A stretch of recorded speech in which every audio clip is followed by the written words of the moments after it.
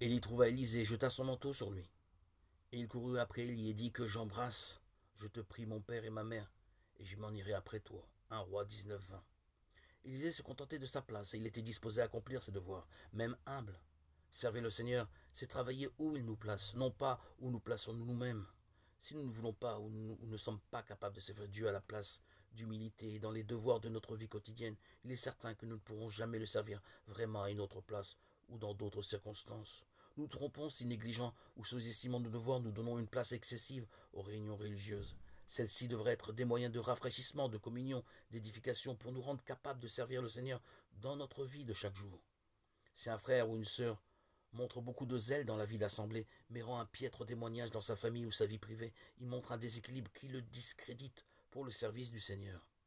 La vraie religion doit être source de croissance dans toutes les relations de la vie. C'est seulement dans la mesure où nous sommes fidèles et zélés dans tout ce que notre main trouve à faire que nous pourrons espérer être employés à un plus grand service.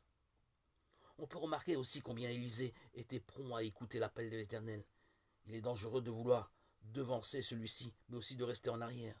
Si le Seigneur a un travail pour nous, il nous y appellera. Aussi devons-nous nous préparer dans l'attente et la prière à être disponibles. Nous ne nous attendons pas à entendre du ciel une voix audible ou même une voix intérieure.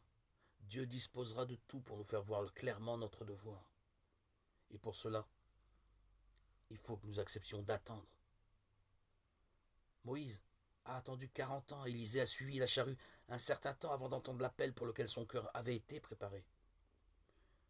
Pour nous aussi, il peut se passer des années de travail pénible et d'épreuves avant que l'appel de Dieu ne résonne clairement dans notre cœur.